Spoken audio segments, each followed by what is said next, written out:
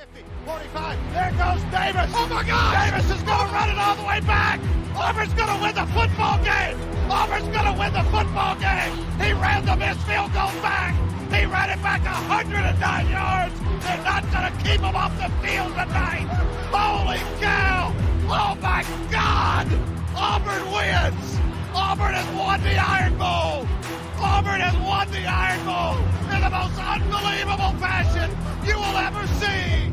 Oh, welcome. And it is a beautiful day here on the East Coast. Episode 364 of the Dream Wager. Today is February the 7th, 2024. As always, I'm your host, D-Rock, and joining me, as always, is our NBA guru, my partner in crime. Beautiful fucking day today. How are you? And did you get outside and enjoy this weather? Oh, come on, Dave. You know I enjoyed the weather. I was working, half a day, so I was outside for a little bit. Took the dogs out, so we had a good time. The fact that the sun is still out, it's a good thing. I don't know if the groundhog saw his shadow or whatever, but it didn't matter. Did it. He did it. So I don't know if it's a good thing or bad thing, but all I'm saying is it's 5-something, was 5:09, the sun's still out. That's a good thing, people. Let's talk about it. Yeah, they've been listening to us. We've been talking about this shit weather we've been having here on the East Coast, and wasn't really prepared to lead with this, but this beautiful weather, and it seems like even when the sun started to set, it became really cool out, enjoyable. I took the dog out as well, so glad you're enjoying the weather. We're only a few days away from the big game, Super Bowl 58. Woo! We'll talk about that. We got some NFL news. We'll discuss some NBA news involving Joel Embiid. We briefly talked about it last episode. And other than that, we got picks and props for the NBA slate. We got a big slate on tonight, 7 games. I got some props. Elvis has some plays as well for everyone. So we'll talk about that in a little. But Elvis, let's lead with the NFL.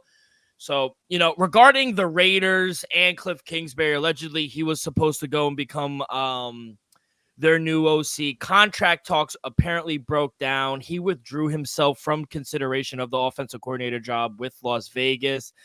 And now Raiders, they're expected to hire former Bears OC Luke Getsy as their new head coach. So, they didn't get their guy Cliff Kingsbury, and they're going and they targeted a guy with, I wouldn't say Luke Getsy's the best guy on the market, especially when you got a guy like Eric Bieniemy out there.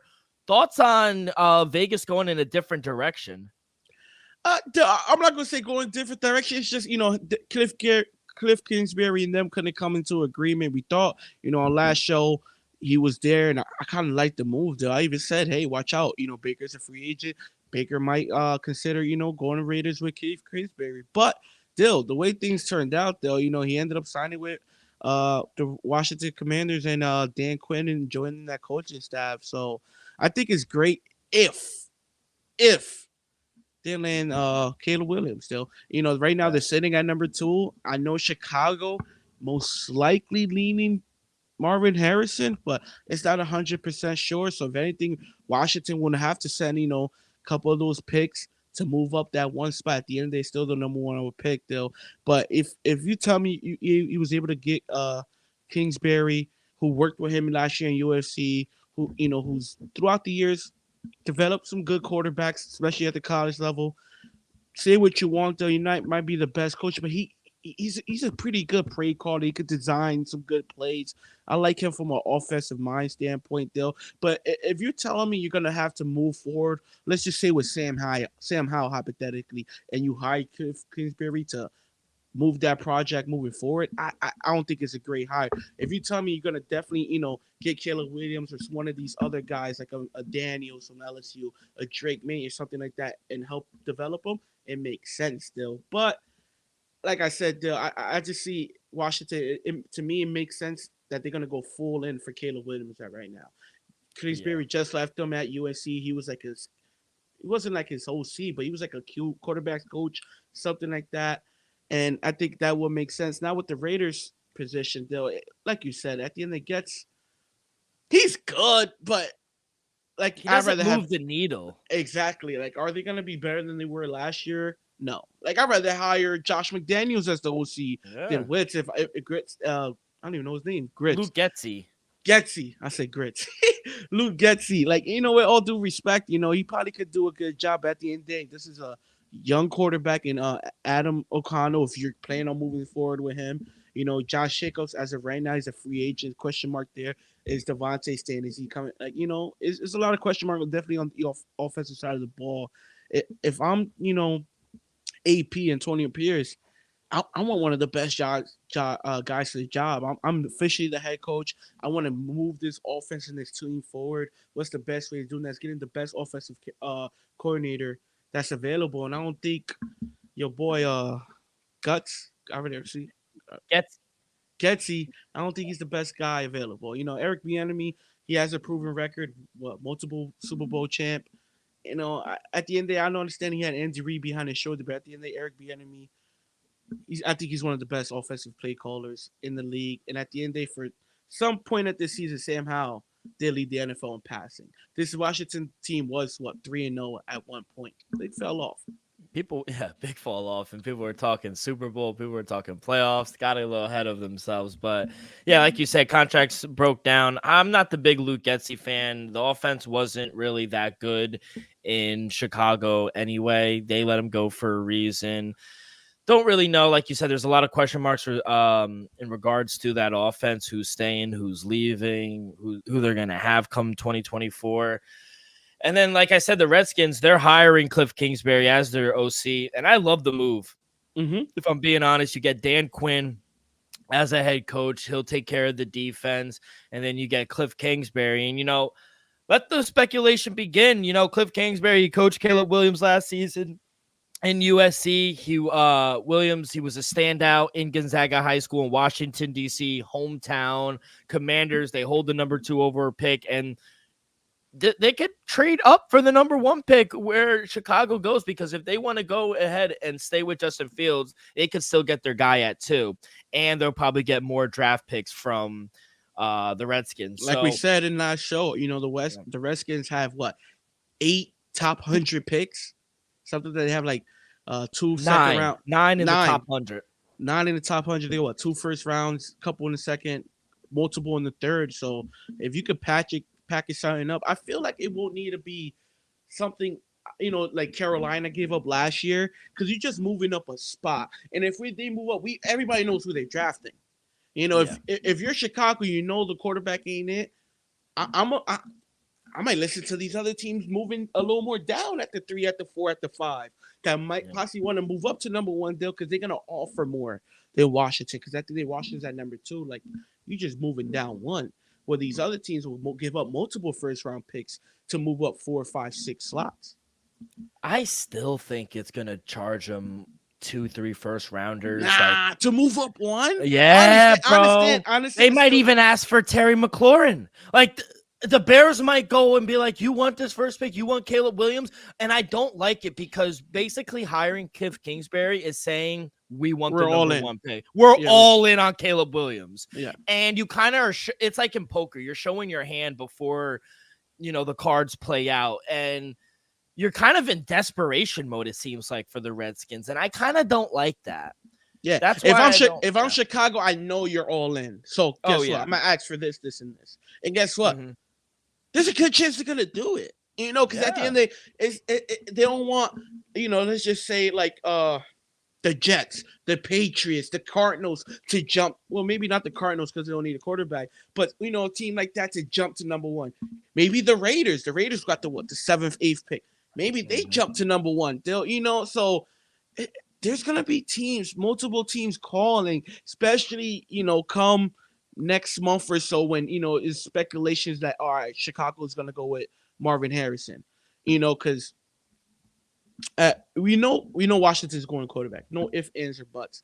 The Patriots most likely going quarterback. So it's looking like if Chicago trades the number 1 pick away, 3 out of the first 4 picks are quarterbacks. Yeah, then it starts to get tricky around 4 and 5. Arizona, they're not going to go quarterback. And if I don't know. I really am very curious to see what Chicago does. Yeah. It all depends on what Chicago does. Yeah, because if they get Marvin Harrison Jr., then what does Arizona do? And then at 5, it's the Chargers. They clearly don't need a quarterback. 6, Giants. I don't think they need a quarterback, regardless of Daniel Jones. 7, Tennessee. They just drafted Will Levis. 8, they could use a quarterback. Atlanta. We've been saying that the whole season. Atlanta is a quarterback away. But that's a team that could also, they could trade a Drake London, a first-round pick, a second-round pick, to move up to number 1 with the 7th pick. We got to realize, like last year, Carolina set the standard. What they gave up to move up to number 1, a lot. And now if this happens again, Chicago's in another prime position to say, you want to move up?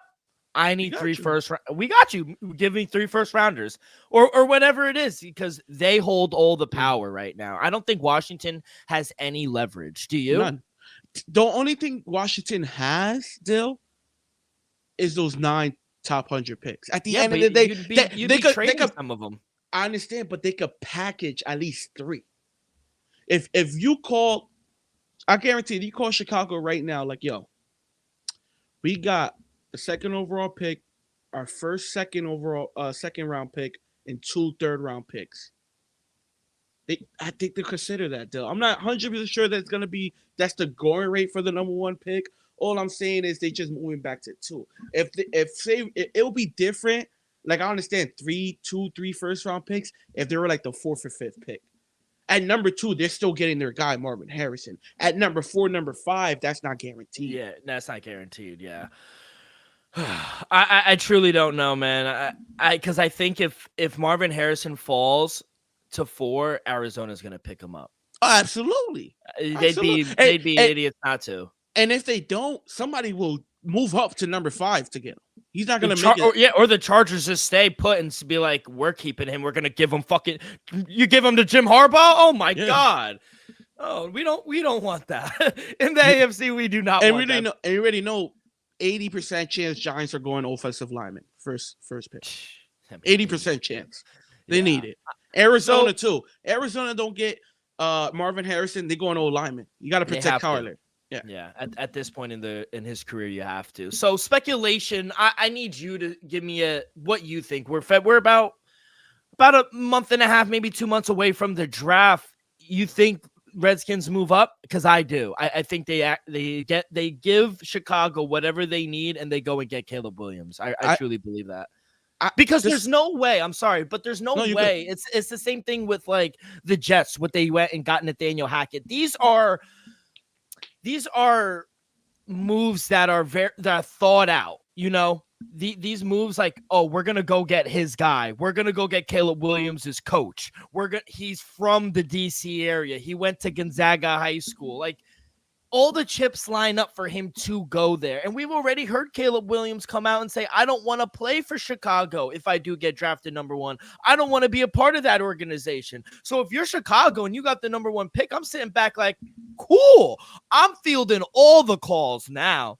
You don't want him? Cool. We'll rock with Justin Fields, and we'll pick up his 5th year. We'll see what we got, and we'll get another first-round pick. Yeah, we'll get another first round. Yeah. So I think the ball is in Chicago's court, and I really think Washington's gonna. Joe Harris, the new owner, I think he's gonna do whatever he needs to get a fresh start. He got a new GM. He got a new OC. He got a new DC. I think, and now they just need a quarterback. And if you get Caleb Williams, that's going to put seats in the fan. All the people that his family's from the DC area, his boys. I think it's a business decision as well. Yeah. Still, it makes the most sense. Do I see them possibly moving up to 1, Dill? Yeah, because I think they kind of have to at this point, Dill. You kind of have to. They played their hand already. Because even if Chicago just stay, it makes no sense.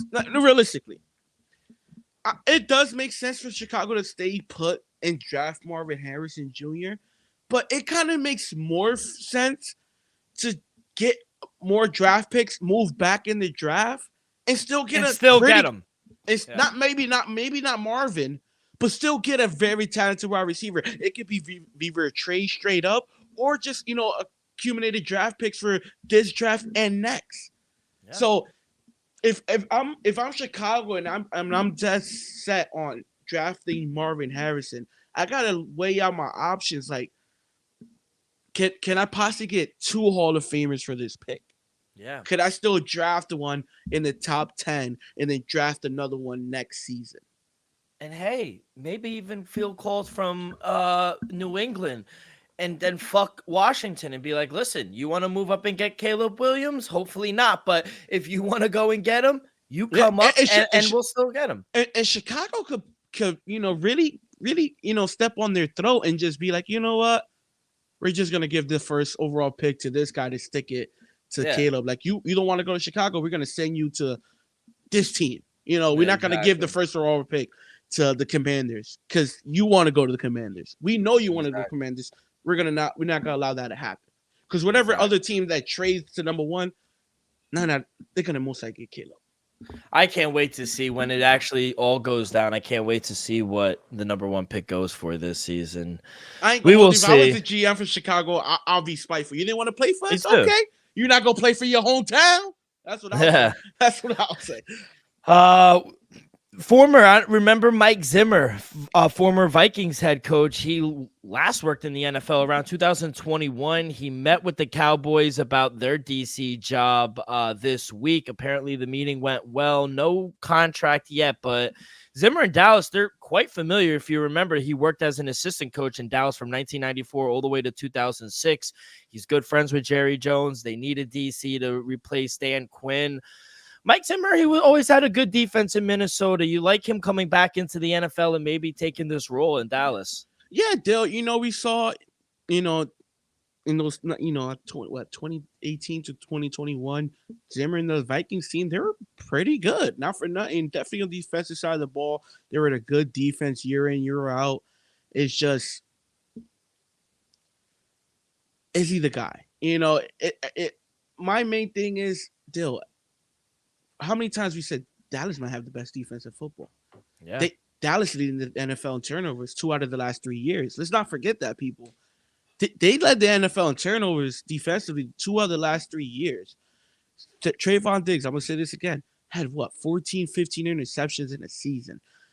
Jamar Bland led the NFL this season interceptions with pick sixes as well. The only downside I can honestly say is Dan Quinn, their rushing defense the last 3 seasons were average around 20th in the league throughout the last 3 seasons. It was like 16, 18, and like 22 or something like that against the run. If Zimmer could go out and secure the run, turn them into say their pass defense drops off to like a set of a top 5, top 6-ish, they drop off to a 10, but that rush defense increases to a top 15, top 12 rush defense and probably meets in the middle with the passing, then it works out there. But if you're gonna tell me you're gonna bring on Zim and the passing defense is gonna fall off a little bit and the running defense improves just a little bit, it's not a great fit. Yeah. Can it work out? Yes, but that's my main concern, Dill. The fact that the Dallas was so good defensively these past 3 seasons, would he be able to duplicate that or improve from that from Dan Quinn? I don't think so. Speaking of Jim Harbaugh, his son, Jay Harbaugh, received a job as special teams coordinator in Seattle. Jay Harbaugh, 34 years old. He was Michigan's special team coordinator under his dad since going back to like 2017. He worked with Mike McDonald for a year in Baltimore and then 1 year in the team up north in 2021. So he has some experience. He gets a job as a special team, kind of like his uncle in John Harbaugh in Baltimore. Don't really know too much about him, but you like this move for Seattle? I'll tell you, it's just, you got to bring in the mind, kid. Can he bring in some things? Does he knows some things? Does the apple fall too far from the tree, or is it landed right next to it, Dill? That's the thing. They just want to bring somebody in that's going to bring in new stuff and some of that knowledge. So you don't think Jim, John, his uncle, his dad, didn't, school him a little bit about the hard knocks? Remember, John, his uncle, like you said, Dill, got brought up special team coach. Yeah. So if I'm going to hire somebody to coach my special teams, why not be him? Little Harbaugh. His uncle did it. His dad did it at a high level. His grandfather did it at the highest level in college. So it makes sense. Still, it makes sense. Why not give the kid a shot to be honest, hopefully it works out. Though he might be another coaching legend again. Yeah, Who knows? who the hell knows? And that's how they get their start. A lot of them do start, coaching special teams. That's how his uncle John Harbaugh did, and now At the look at at the him. end of the day, Dill, that last name, believe it or not, carries some weight in that NFL. Yeah, it Carries definitely some weight. does. Let's transition to the NBA. We talked about Joel Embiid and his left meniscus, his injury. When we talked to you on Saturday, there was no news on surgery. Days went by. He got an MRI. He will go under a procedure. I think he's doing it sometime this week to repair the left meniscus. Recovery timeline is expected 4 to 6 months, but he's definitely going to miss an expended time. He probably, I don't know. No, it's like a month. It's like a month, 3 to 4 weeks. They said the door isn't closed for him to return, but they're gonna. I don't know. I just don't see how they really stay afloat without him. Max is gonna have to score 40 to 50 a game, and that's not reasonable for someone to ask Maxi to do. So we'll see how they do without Embiid, but yeah, tough blow for the 76ers right now, kid. Yeah, tough blow, though. When you lose the MVP of the league, he was also on another tear to possibly win it back to back, deal like Giannis before Jokic. Now Joel was on his way to back to back MVP. Though it sucks that he was able to get injured. Though hopefully he gets a speedy recovery. They're saying like a month, 4 to 6 weeks, but it's looking more like 4 weeks still to return. Still, at the end of the day, 76ers right now at the 5th seed. They have 2.5 game lead over the 6th seed, the Indiana Pacers. So to me, as long as they can stay in that 5 to 8 window, because the 8th seed is only the Magic right now. Yeah, 4 games back. So as long as Joel is back and they're like in the play-in, I feel like they could win 7 out of their last 10 games to get them back into like the 5th or 6th seed or something like that, closing out the season strong.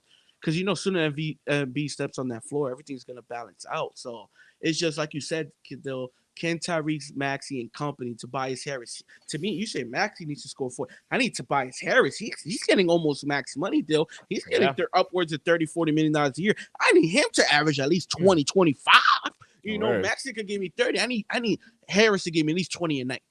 20 a night. Pat Bev is going to play some defense. He got that dog in him. But I need Tobias and Maxey to average at least 50 to 60 a night. No ifs, ands, or buts. Like you said, they're sitting at the 5th seed right now, 30-19. They've lost 2 in a row. They're 4-6 in their last 10. And, at home, they're good, 17-8. But on the road, they're about a 500 team right now. So they are 2.5 games above the Indiana Pacers at that number 6 seed. So 2 games behind your neck, Dill. You got to put that in perspective now. Yeah, we had a tough loss. We couldn't get to 10 in a row. But I think it's going to be a very tough month for the 76er team, and it could all go downhill within a matter of 2 weeks. Like, look at the Knicks. Like, as easy as it for them to go on a 9-1 run, you could go 1-9. Like Cleveland Cavaliers are another hot team right now. They've won 6 in a row. They're 9-1. They're all the way in the 2nd seed, 32-16. They're playing amazing basketball. But just as how it's coming as good, it could also be as bad. So going to be a very tough month for the 76ers, but I am interested to see what they do. Chicago Bulls, they are sitting at the number 9 seed, 24-27. Unfortunate news. I mean, we haven't seen this guy in forever, but Zach LaVine, they're out without Lonzo. Lonzo is done for the season, and now Zach LaVine, he's going to undergo right foot surgery, and his recovery process, he'll be out 4 to 6 months. So that's another tough blow. I don't think he'll return this season, especially now they're barely a play-in team now. So without one of their best players, I just don't know how much DeMar DeRozan could, take on at his plate. Yeah, Dill, with this blow, Zach LaVine, Dill, like you said, they're a playing team. Can they make a playoff push? If Zach was there, possibly, Dill, I'll give him a shot. But now I see them being definitely sellers at the trade deadline, Dill. The season's basically over. It's been a couple years now. You had this core with the center of Velokic, Oh, damn, I forgot his name. Vucevic. DeMar DeRozan and Zach LaVine, Kobe White off the bench, and this core is not working, Dill. So I think the Chicago Bulls might be sellers at tomorrow's trade deadline. DeMar DeRozan, I know they could probably get a nice package for him. I know it's been speculations of Alex Caruso possibly being on the block. Kobe White, he's a nice piece. He might get moved, so it all depends. But as of right now, they're without Zach LaVine. I think the Bulls' season is just basically over. I understand they got Vucevic, Kobe White, DeMar DeRozan. Those are nice pieces, Alex Caruso's. But I just feel like, the best days of the Bulls thus far this season is over with. So definitely watch out for tomorrow. Maybe a Vucevic, maybe a DeMar DeRozan, maybe a Caruso is on the move tomorrow for the Bulls. Yeah, deadline tomorrow is Thursday, February 8th at 3 p.m. The deadline. We've seen some trades go on, some lower level trades go on. No today. blockbusters. Yeah, no hopefully, blockbusters. last year was a zoo. Kyrie, KD as a Nets fan, I was destroyed, but it was exciting as an NBA fan, not a Nets fan, but as an NBA fan, it's exciting to see blockbuster trades go down, teams making championship contending moves, improving their situations and whatnot. So I'm eager to see tomorrow if at least one, blockbuster trade goes down. I understand there's talks, the Clippers might do something, that PJ Walker ain't happy there. We see the Zach LaVine news, maybe Philadelphia calls Chicago for Vucevic. They need a center for a month now, something like that. Maybe if the Pelicans can make a move, I like what they're doing. Like you said, Cleveland is hot right now. Maybe they're like, hey, if we could get this guy, maybe we'll be championship contenders. So I think it'll be interesting. Maybe, even the Nets still, we might be sellers. We got a ton of depth right now, but it seems like we're not going nowhere fast. So I'm excited for tomorrow. Hopefully we see at least one big trade, but it might just be a lot of, mediocre players, average players getting moved. Yeah, I will say keep your eye on DeJounte Murray of Atlanta as well. He might go to the Lakers. They're sitting at number 10 seed, 22 and 28. He was a healthy scratch tonight. That means something. That's what I'm saying. You got to really keep your eyes on some of these key players that Elvis just mentioned, because if they're healthy scratches tonight and tomorrow, they're most likely going to be on the move. Look out for Bruce Brown. Remember, he got traded to Toronto. Yeah. He was a key piece on that championship to the Nuggets. If I'm the Nuggets, I'm making some calls to Toronto. Yeah. I really hope the Knicks are buyers. We need another piece, but we'll see. I don't know if y'all gonna make another splash. OG was a good move, though. At first, you didn't like it. Now, how you feeling, kid? Real quick, how you feeling about the trade a month later? Well, he is hurt right now, but when he is on the court, our defense is a top 5 defense in the NBA. I mean, we just locked the fuck up. Shout out Tibbs. Yeah, Tibbs, great coach for him. We're good, man. I like our defense. We're hurt right now. We're missing 4 key players. Mitchell Robinson, our center. Quentin Grimes. Julius Randle's dealing with a dislocated shoulder. He's out for a month. Quentin Grimes is day-to-day. We'll see if he plays, but they might just sit him out until like the All-Star break till like next week or something. So we'll see. Real quick question before we're moving on, Dale, and pay with the sponsors. If there's a player out there in the trade deadline that you'd like the Knicks to pursue, who would that be? Low key, I love a Trae Young. I love go get a Trae Young. Whoa. Yeah. So you obviously to pair him up with Jalen Brunson after the way you talked about him 2 years ago. Of course, I was gonna talk about him like that. He was disrespectful in my home, and I'm not gonna let that fly. But if he's on my team, I'm for him. I'm a rider. I'm a ride with him. But I mean, I think he would thrive in New York, man. I really do. Like, you saw him on the road in like his first or second year in the Garden and shut us up. I mean, the kid's electric. He's box office. I think we need a good one guard to go along with Brunson. You put him together, you get rid of Randall. I think we get rid of Randall at that point. And I also think we need a big. Like, I like Isaiah Hartenstein. He's a lot of energy and whatnot, but he's not like that traditional center that we need. We need a big guy. We can't keep counting on Mitchell Robinson. He continues to get hurt every year. So he's good when he's healthy, but that's the problem. His availability is is very questionable. So I want a big, or I want to go out and get another and get a like a true number one to pair up with Brunson, like a Trey Young. Mhm. I like it. I You like like that? one thing I like about Trey Young. Though he's clutch. We saw him hit that game winner up in Boston in what game 3 or game 4. That was clutch. We saw him hit a couple game winners against your New York Knicks in that series. We saw him lead his team single handedly. With John Collins and Capella to the Eastern Conference Finals. I understand Ben Simmons meltdown and whatnot, but he did that.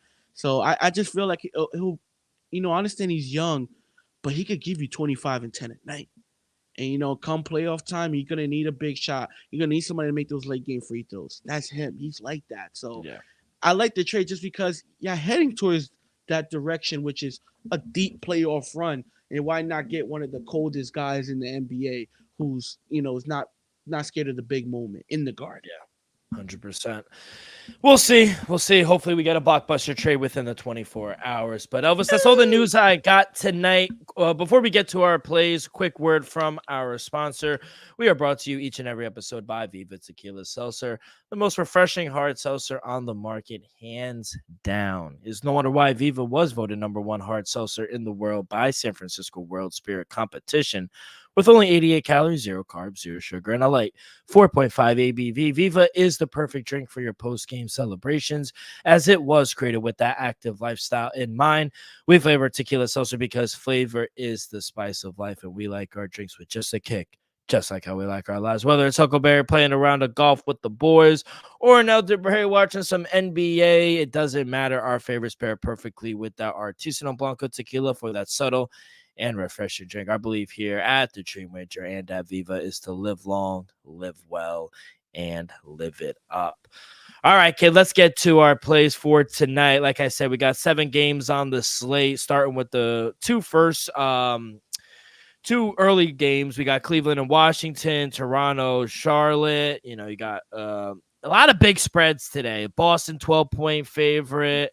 Spurs 7-point underdogs on the road. The Kings are 13-point favorites. What do you like today? Yeah, there are a lot of huge spreads. I ended up staying away from them just because some of the teams are like they're on the road. Cleveland minus 11.5. Yeah, Cleveland's gonna take care of business, but to win by 12 in Washington, maybe they took their foot off the gas. Like I said, I like Cleveland. If anything, you want to put them in a teaser. I like Cleveland minus 11. If anything, tease Sacramento with Cleveland deal. But I got some plays for the people. 7 o'clock start. Toronto Raptors taking on the Charlotte Hornets. Still over under sitting at 225.5.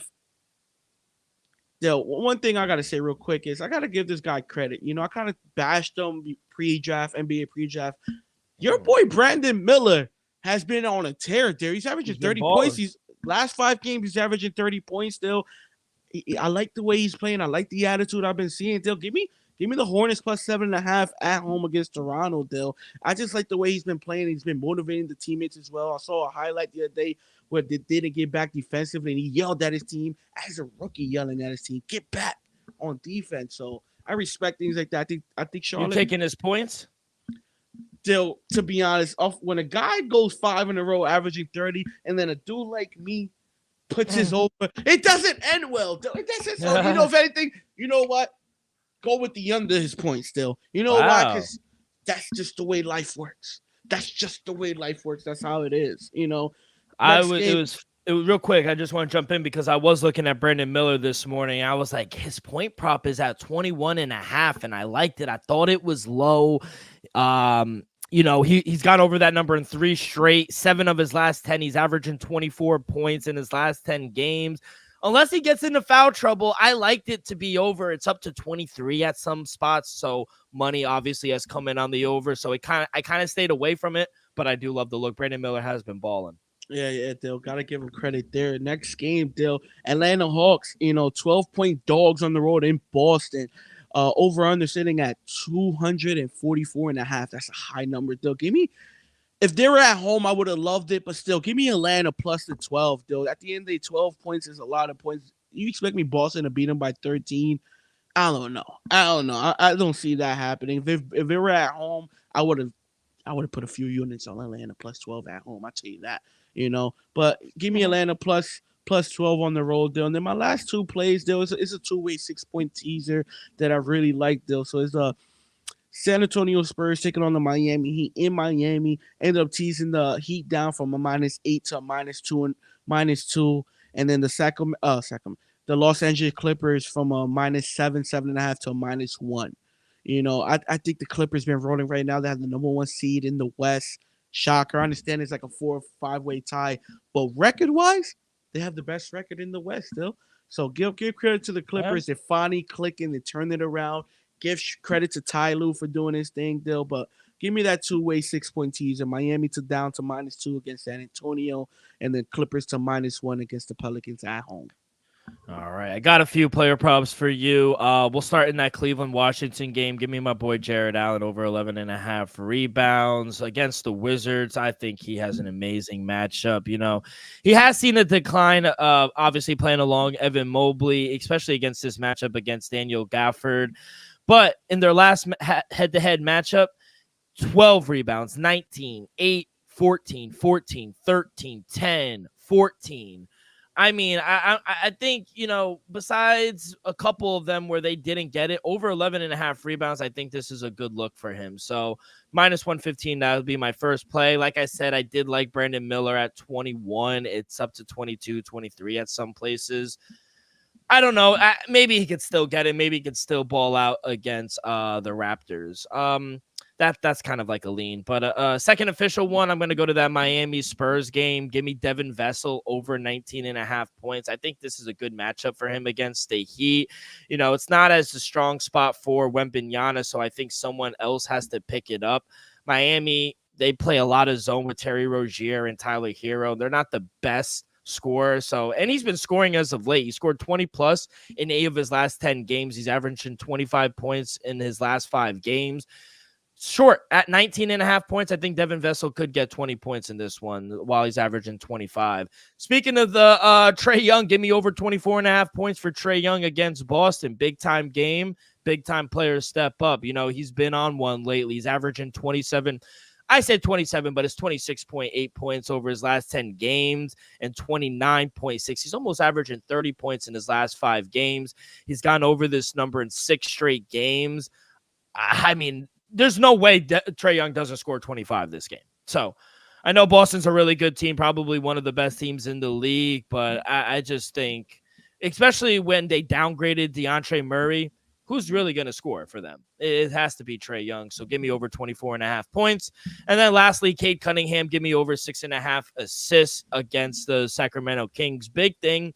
Blowout does worry me and, sitting him, but they just sat him in back-to-back games in Portland. And I think this is going to be a really come out game for him against, a Sacramento team that's just, they don't really guard the, no pun intended, they don't really guard the guards well. So I like Cade Cunningham to get some assists. It's a little chalky at -140, but Cade Cunningham over 6.5 assists. Those are my plays. I do like, I was going to take the points. I'm not going to lie. I was going to take the points with New Orleans +6 on the road against the Clippers. You don't like that? I think it'll be close still, but I think the Clippers take care of business for sure. Definitely win this game by at least 4 or 5. Can they cover the 6.5? Yeah. That's why they didn't lay the 6.5 still. Play it safe, baby. We need W's over here. Exactly. But any last words? That's gonna do it. I have nothing left. We're one show away from Super Bowl 58. Dill, I'm just excited for this weekend, man. It's gonna be a great show. Hopefully it's gonna be a better game. But let's just have a great night, Dill. Let's worry about Saturday when we get there, baby. Yeah, gonna have a ton of props, gonna have a ton of plays. I can't wait. Y'all not ready. Y'all not ready. Super Bowl special is loaded. I can't wait to just start unloading on all these plays. But everyone, that's going to do it for this Wednesday edition of the Dream Wager. On behalf of our sponsor, Viva Tequila, Elvis, myself, we'll see you guys on Saturday. Huge EP We'll preview Super Bowl 58. We got plays, we got sides, totals, props, parlays, whatever you got, whatever we got, we're gonna give out.